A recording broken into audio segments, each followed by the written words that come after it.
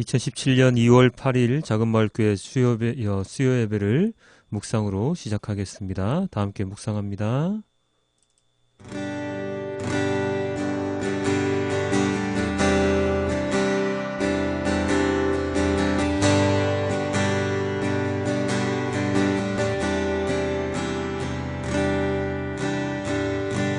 삶의 작은 일에도 그 맘을 알기 원하네.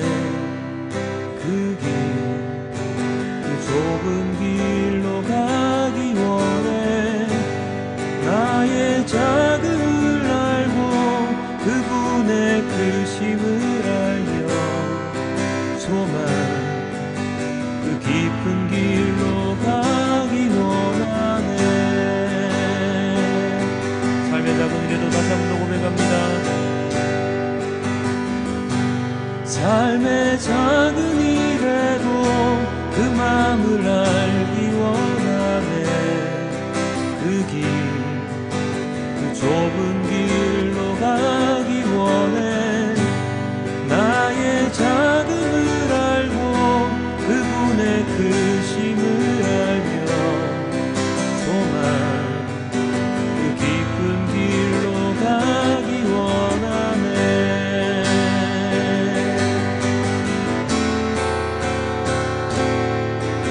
저 높이 솟은 산이 되기보다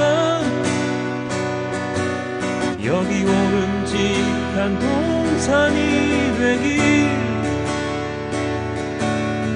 내 가는 길만 비추기보다는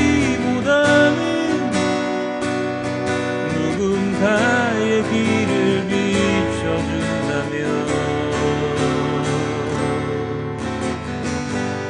내가 노래하듯이 또 내가 얘기하듯이 살기 난 그렇게 죽기 원하네. 삶의 한 절이라도 그분을 닮기 원하네. 사랑 그 높은 길로 가기 원하네. 저 높이 솟은 산이 되기보다 저 높이 솟은 산이 되기보다 여기 오름직한 동산이 되길. 내 가는 길만 비추기보다는 누군가의 길을 비춰준다면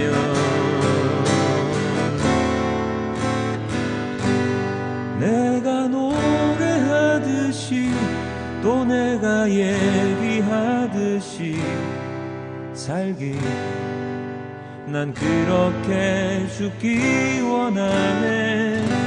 삶의 한 절이라도 그분을 닮기 원하네. 사랑 그 높은 길로 가기 원하네.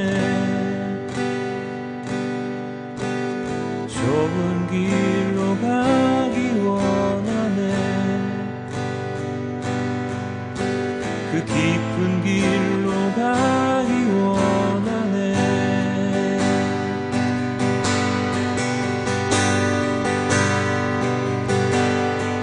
나 약해 있을 때에도 주님은 함께 계시고 나 소망 잃을 때에도 주님은 내게 오시네. 나 시험 당할 때에도 주님이 지켜주시고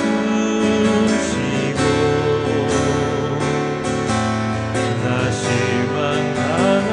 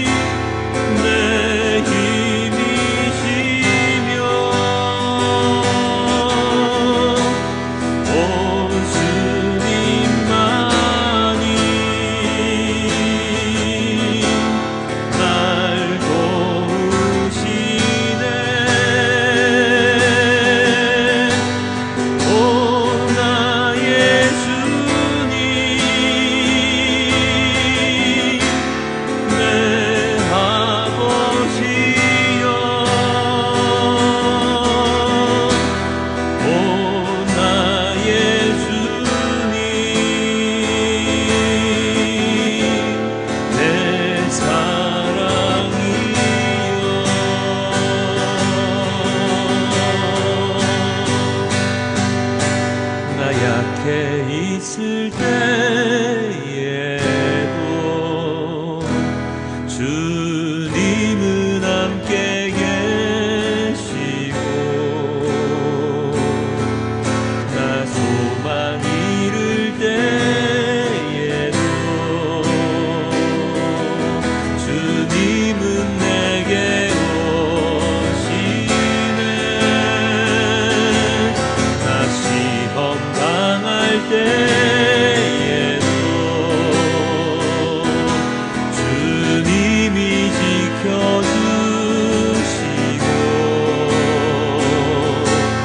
나 실망 당할 때에도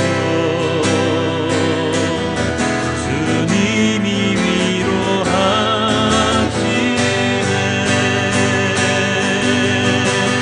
그렇습니다. 나 약해있을 때, 나 시험 당할 때 언제나 주님이 함께 하시고 지켜주십니다. 언제나 주님이 내게 오시고 주님이 위로하심을 우리 다 함께 믿으며 나가기를 원하옵니다. 우리 함께 주님께 기도드립니다.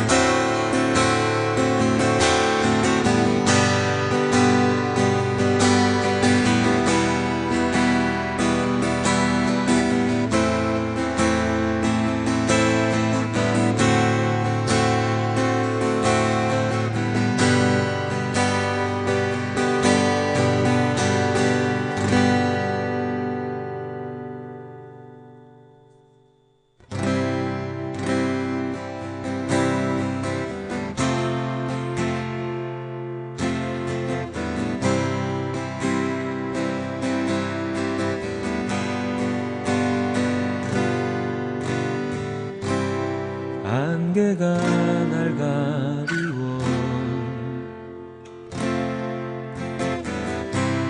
내 믿음 흔들리려 할 때 나 주님께 나아가네.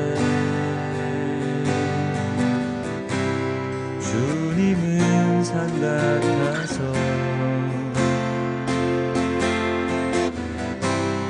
여전히 그 자리에 계셔. 눈을 들면 오늘이라 날 위한 그 사랑.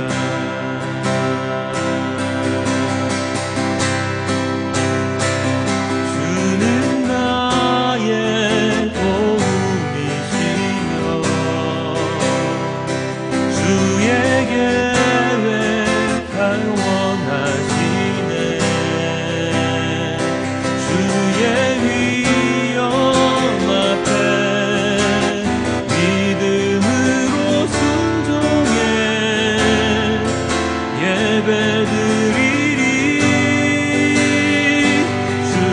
주님께서 날 이끄시며 주가 항상 함께 하시네. 주의 사랑 안에 믿음으로 순종해 예배드리리. 영원히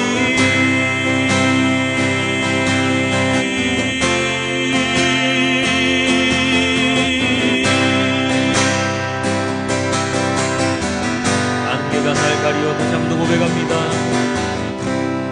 안개가 날 가리워 내 믿음 흔들리려 할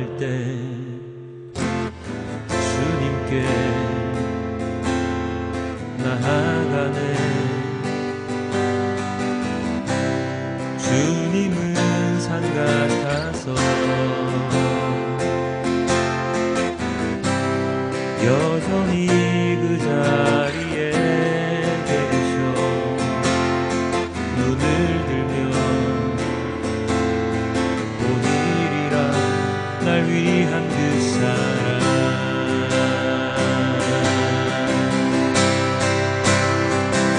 주는 나의 도움이시며 주의 계획 영원하시네 주의 위엄 앞에 믿음으로 순종해 예배드리리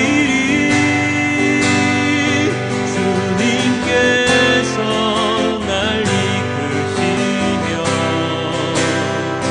주가 항상 함께 하시네 주의 사랑 안에 믿음으로 순종해 예배드리리 주는 나의 도움이시며 주의 계획 영원하시네 주의 위엄 앞에 믿음으로 순종해 예배드리리 주님께서 날 이끄시며 주가 항상 함께 하시네 주의 사랑 안에 믿음으로 순종해 예배드리리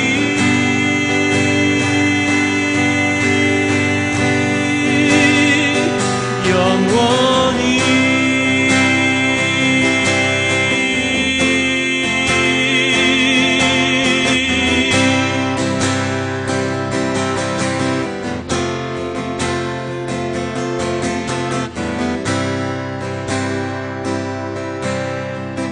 주 품에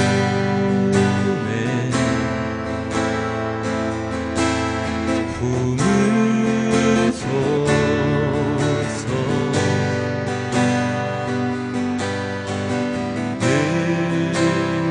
능력에 발로 덮으소서 우리 한 번 더 주 품에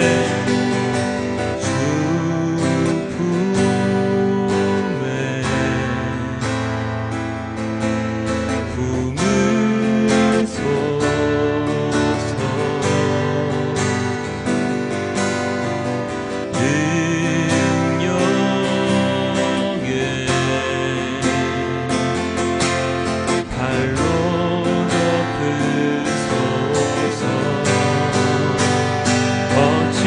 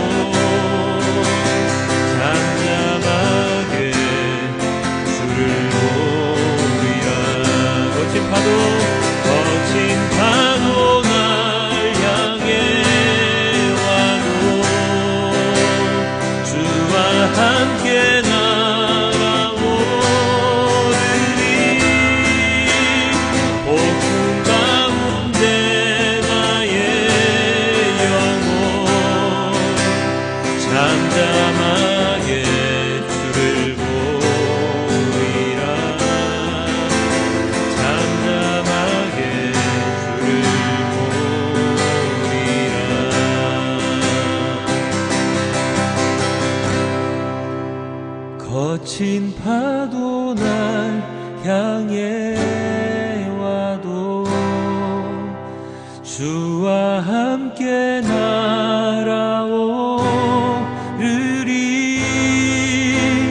폭풍 가운데 나의 영혼 잠잠하게 주를 보리라. 잠잠하게 주를 보리라. 잠잠하게 주를 보리라. 고맙게 주님께 기도합니다.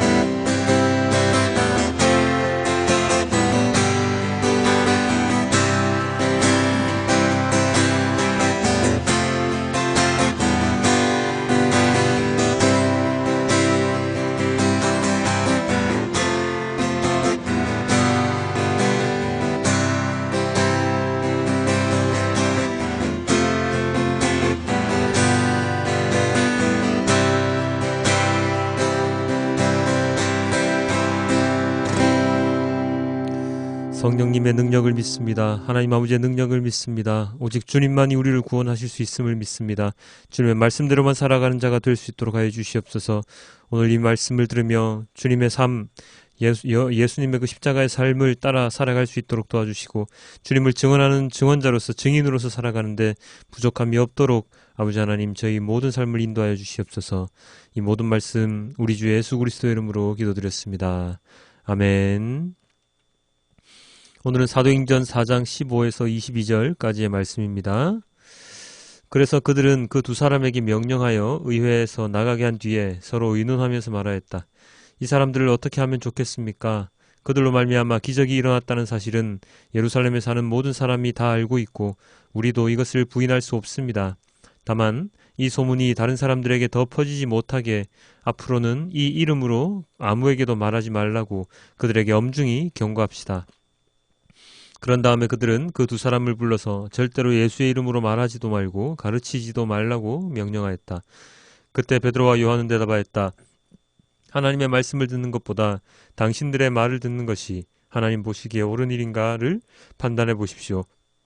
우리는 보고 들은 것을 말하지 않을 수 없습니다. 백성이 모두 그 일어난 일로 하나님께 영광을 돌리고 있으므로 그들은 사도들을 처벌할 방도가 없어서 다시 위협만 하고서 놓아보냈다. 이 기적으로 병이 나은 이는 40살이 넘은 사람이다. 아멘. 세상에 믿을 사람 하나도 없다는 말을 우리는 자주 쓰지요. 그리고 10길 물속은 알아도 한 길 사람 속은 모른다라는 우리나라 속담도 있습니다. 그만큼 사람은 믿기도 힘든 존재이고 그 속을 좀처럼 알기도 쉽지 않은 존재입니다. 생각을 밖으로 드러내기 전까지는 아무도 그가 무슨 생각을 품고 있는지 알 수도 없고 나에게 해로운 사람인지 이로운 사람인지도 알기 힘듭니다. 그래서 요즘은 사람을 믿기보다 돈을 믿는다는 사람이 더 많은지도 모르겠습니다.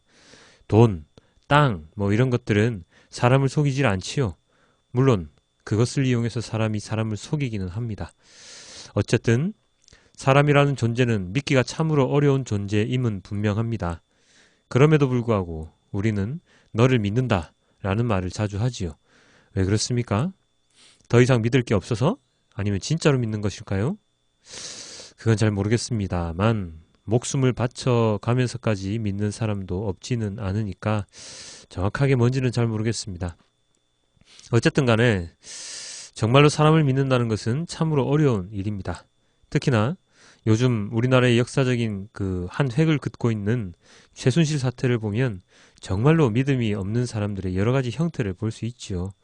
녹음하지 못하게 핸드폰까지 빼앗았는데 그걸 알고 또 다른 녹음기를 준비하기도 하고 전화 통화 때마다 녹음을 해서 그것을 이용해서 증언도 하고 협박도 하죠. 이런 혼잡한 세상에서 우리는 무엇을 믿고 무엇을 위해 살아가야 하겠습니까? 자, 오늘의 사도행전 본문은 지난주 본문에 이어서 계속 진행됩니다. 지난주까지 무슨 내용이 진행되었지요? 사도 베드로와 요한이 걷지 못하는 사람을 걷게 만들지요. 그리고 그 소문이 퍼지고 퍼져서 많은 이들이 예루살렘에 있는 모든 사람들이 그것을 듣게 되었고 몰려들었고, 그리고 그런 모습을 본 종교 지도자들은 베드로와 요한을 가둡니다. 그리고 나서 다음날 신문을 하는데 그 신문 가운데 베드로는 하나님의 일들, 예수님의 복음을 증거하지요. 아주 담대하고 떳떳하게 증언을 합니다. 이런 베드로와 요한의 모습을 본 사내들인 공회 사람들, 즉 종교 지도자들의 모습이 오늘 본문에 등장합니다. 그들의 반응, 즉 종교 지도자들의 반응은 어땠습니까? 16절입니다. 이 사람들을 어떻게 하면 좋겠습니까? 이 자식들이 어떻게 하지? 무슨 의미입니까? 어떻게 할 방법을 찾지 못하고 있습니다. 왜죠? 그들이 행한 일들과 말들이 결코 법에 걸린다거나 소송감이 되지 못하기 때문입니다. 그렇다면 그들 베드로와 요한이 한 일은 무엇입니까? 병자를 고쳐주었지요. 그리고 예수 그리스도에 대한 자신들의 경험을 이야기했습니다. 거짓을 말한 것도 아니고 그리고 또 그것을 통해서 사리 사욕을 취한 것도 아니었습니다. 예수님처럼 그들이 보기에 성전을 모독한다거나 하나님을 모독한 일도 없습니다. 그저 기적을 행하였고 그리고 그 기적을 행할 수 있게 된 이유에 대하여 설명하는 것이 전부였습니다. 그런데 종교 지도자들은 그들을 가두었습니다. 왜요? 그들의 말, 베드로와 요한의 말이 자신들의 기득권, 권력에 도전하는 내용이었기 때문입니다. 예수님을 메시아 그리스도라고 알고 있는 베드로와 요한, 즉 제자들의 말이 맞다면 자신들은, 종교 지도자들은 그들이 그토록 기다리던 메시아를 십자가에 매단 자들이 되기 때문이지요. 베드로와 요한이 아니라 도리어 자신들이 범죄자가 되기 때문입니다. 그래서 그들은 그것을 차단해야 했습니다. 거짓으로 죄를 만들어 살아있는 사람을 죽였으니 그것을 수습하기 위해서 고군분투하고 있는 내용이지요. 이러한 그들의 마음을 우리는 어디서 알 수 있습니까? 18절입니다. 그런 다음에 그들은 그 두 사람을 불러서 절대로 예수의 이름으로 말하지도 말고 가르치지도 말라고 명령하였다. 어떡하지 이거? 여러분도 병자 고친 베드로와 요한을 보았지 않습니까? 아름다운 문에 있던 걷지 못하는 자는 모든 사람들이 다 알고 있지요.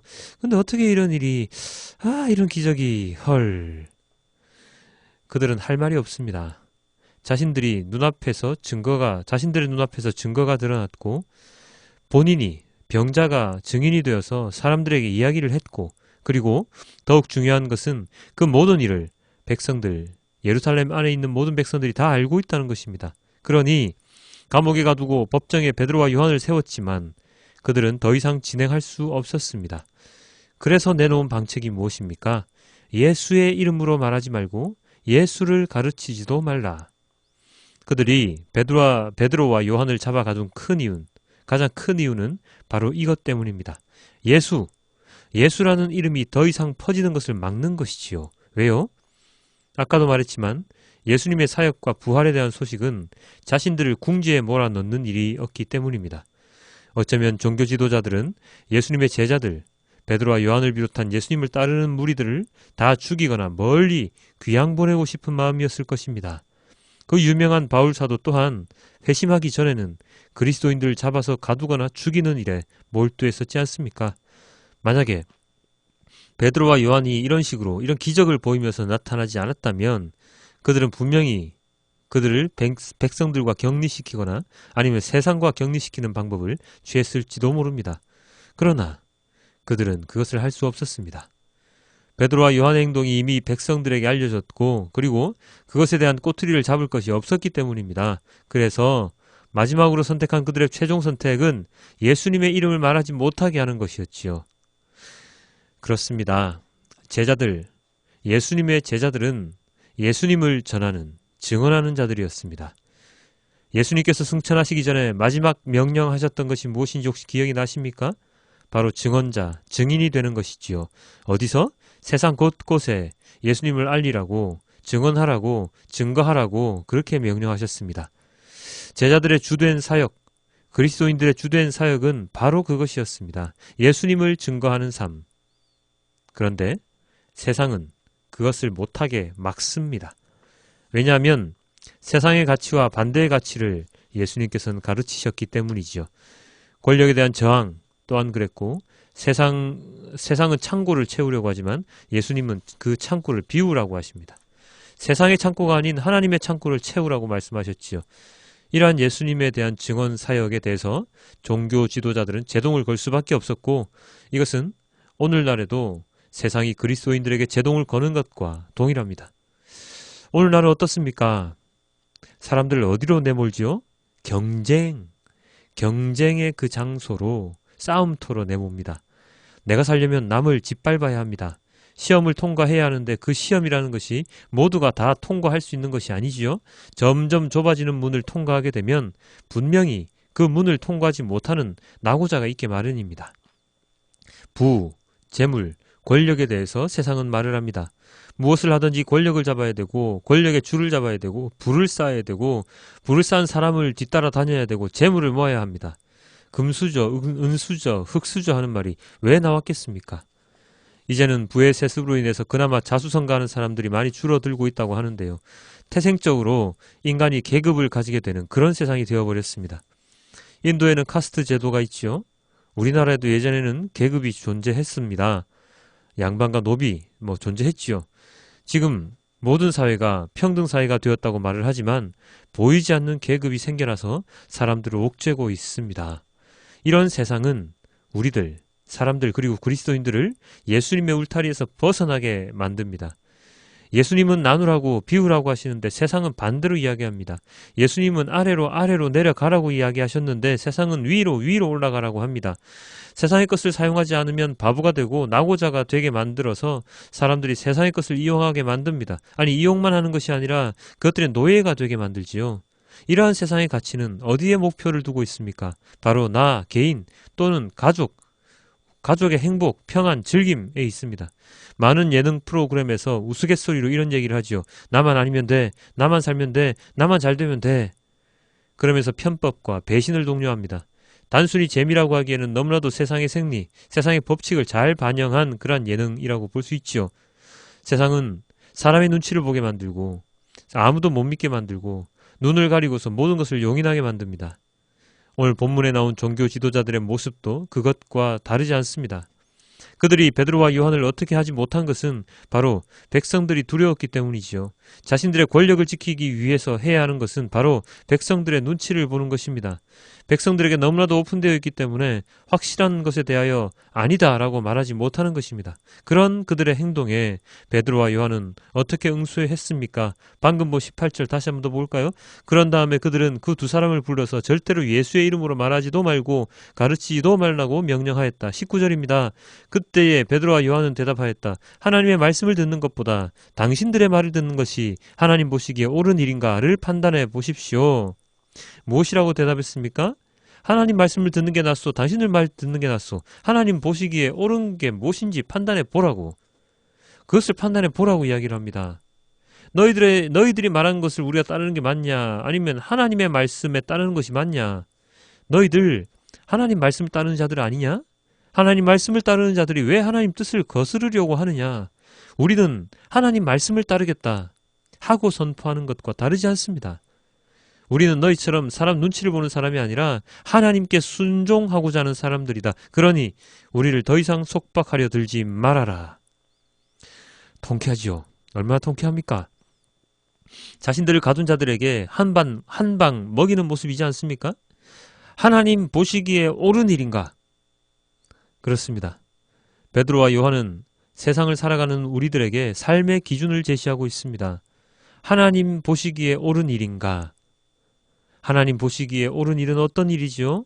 공의로운 일, 정의로운 일입니다. 하나님의 말씀을 듣는 일입니다. 그것은 어떤 것입니까? 바로 섬기는 것이며 나누는 삶이며 도와주는 일이지요. 예수님의 제자들은 예수님께서 말씀하셨던 그 모든 말씀을 경험했고, 그리고 그 말씀을 전하면서 누구의 도움을 받아 전했습니까? 성령님의 도움을 받아 전하면서 자신들의 믿음이 더욱 굳건해지는 것을 느끼게 되었을 것입니다.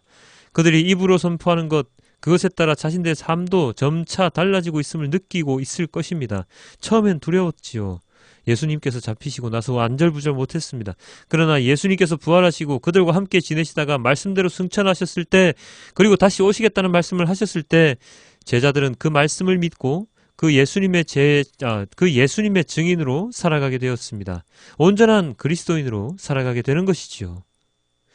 사랑하는 성도 여러분, 여기서 무엇인가 느껴지는 것이 없습니까? 우리의 삶의 방향성 같은 것이 느껴지지 않습니까? 베드로와 요한의 이 사역, 설교, 말씀을 통해서 내가 어떻게 살아야 하는가에 대한 해답이 나오지 않습니까? 가장 간단 명료한 답은 바로 하나님 보시기에 옳은 삶을 사는 것이지요. 그것은 어떤 삶이라고요? 주님의 말씀을 따르는 삶, 예수님을 믿는 삶, 예수님의 말씀을 묵상하는 삶입니다. 예수님의 기적과 이적의 진정한 의미를 깨닫는 삶입니다. 모든 사람들을 구원의 길로 인도하는 삶입니다. 세상은 다른 이들을 짓밟으라 이야기를 하지만 예수님은 남이 짓밟아 쓰러져 가는 사람을 도와 일으켜 세우고 그가 완전히 회복될 수 있도록 나의 가진 것을 내놓는 삶을 살아라 라고 이야기를 하십니다. 하나님 보시기에 옳은 삶, 바로 이것이지요. 이런 삶을 살기 위해서 우리는 어떻게 해야 합니까? 예수님을 알아야 합니다. 예수님을 경험해야 합니다. 그렇게 하려면 또 무엇을 해야 합니까? 말씀을 읽어야 합니다. 말씀을 묵상해야 합니다. 그리고 성령 하나님의 인도하심을 계속 간구해야 합니다. 제자들이 자신들의 능력으로 증인이 된 것이 아니라 성령님의 능력으로 된 것을 따라서 우리들 또한 성령 하나님과 언제나 동행하는, 그래서 그 성령님의 능력으로 살아가는 그러한 삶이 되어야 하는 것이지요. 사랑하는 성도 여러분, 베드로와 요한이 하나님 보시기에 옳은 것, 인간의 말을 듣는 것이 아니라 하나님 보시기에 옳은 것을 행했던 것처럼 우리들 또한, 그리스도인들 또한 세상의 가치에 휘둘리지 말고 하나님 보시기에 옳은 일을 해야 할 때입니다. 세상의 불의에 대항하는 것 또한 한 가지 방법이지요. 세상을 위해 기도하는 것 또한 한 가지 방법입니다. 세상에 나 이것을 나누는 것 또한 한 가지 방법입니다. 세상에 주님의 말씀을 직접적으로 전하는 것 또한 한 가지 방법입니다. 그러한 방법을 통하여 죽어가는 영혼이 살아날 수 있다면 우리는 무엇이든지 해야 할 것입니다. 내가 하는 것과 다른 사람이 하는 것이 다르다고 비교하면서 그 사람을 비난하는 것이 아니라 우리의 모든 사역들이 하나님 보시기에 옳은 일이라면 그 모든 사역을 존중해주고 함께 기도해주고 함께 격려해야 합니다. 오늘날 세상이 분열, 일부 직전에 놓여 있는 것처럼 보입니다. 이럴 때일수록 주님의 말씀에 더욱 충실하고 더욱 기도해서 주님의 뜻을 알려고 노력하는 우리가 되어야 할 것입니다. 하나님 보시기에 옳은 나 자신이 되도록 기도하여야 할 것입니다. 이번 남은 한 주간도 주님께 기도드리며 진정 하나님께서 보시기에 옳은 것이 무엇인지 질문하고 간구하는 우리 모두가 되길 주님께 기도드립니다. 자, 우리 기도드리기에 앞서서 우리 오늘의 본문을 또 다른 번역본으로 함께 보고자 합니다. 우리 개역 개정 성경 우리 먼저 함께 보겠습니다. 개역 개정 성경입니다. 명하여 공회에서 나가라 하고 서로 의논하여 이르되 이 사람들을 어떻게 할까? 그들로 말미암아 유명한 표적 나타난 것이 예루살렘에 사는 모든 사람에게 알려졌으니 우리도 부인할 수 없는지라. 이것이 민간에 더 퍼지지 못하게 그들을 위협하여 이후에는 이 이름으로 아무에게도 말하지 말게 하자 하고 그들을 불러 경고하여 도무지 예수의 이름으로 말하지도 말고 가르치지도 말라 하니 베드로와 요한이 대답하여 이르되 하나님 앞에서 너희의 말을 듣는 것이 하나님의 말씀을 듣는 것보다 옳은가 판단하라. 우리는 보고 들은 것을 말하지 아니할 수 없다 하니 관리들이 백성들 때문에 그들을 어떻게 처벌할지 방법을 찾지 못하고 다시 위협하여 놓아주었으니 이는 모든 사람이 그 된 일을 보고 하나님께 영광을 돌림이라. 이 표적으로 병나은 사람은 40여 세나 되었더라. 아멘. 메시지 성경입니다. 그들은 방도를 짜내기 위해 베드로와 요한을 밖으로 내보내고 나서 서로 의논했다. 이들을 어떻게 하면 좋겠습니까? 기적이 일어났고 그 배후에 저들이 있다는 것이 이미 온 시내에 알려졌습니다. 우리도 부인할 길이 없습니다. 더 이상 일이 커지지 않도록 저들을 위협해서 입을 막읍시다. 다시는 누구한테도 예수의 이름을 말하지 못하도록 말입니다. 그들은 베드로와 요한을 다시 불러서 어떠한 경우에도 예수의 이름으로 말하거나 가르치지 말라고 경고했다. 그러자 그들이 바로 되받았다. 하나님의 말씀보다 여러분의 말을 듣는 것이 하나님 보시기에 옳은 일인지 여러분이 판단하십시오. 우리의 입장은 분명합니다. 우리는 우리가 보고 들은 것을 말하지 않을 수 없습니다. 종교 지도자들은 그들을 다시 위협한 뒤에 결국 풀어주었다.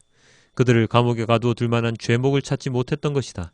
만일 가두어 두었다면 백성이 가만히 있지 않았을 것이다. 백성은 이번 일로 모두 하나님을 찬양하고 있었다. 이 기적으로 병이 나은 사람은 40살이 넘었다. 아멘. 기도하겠습니다. 아버지 하나님 감사합니다.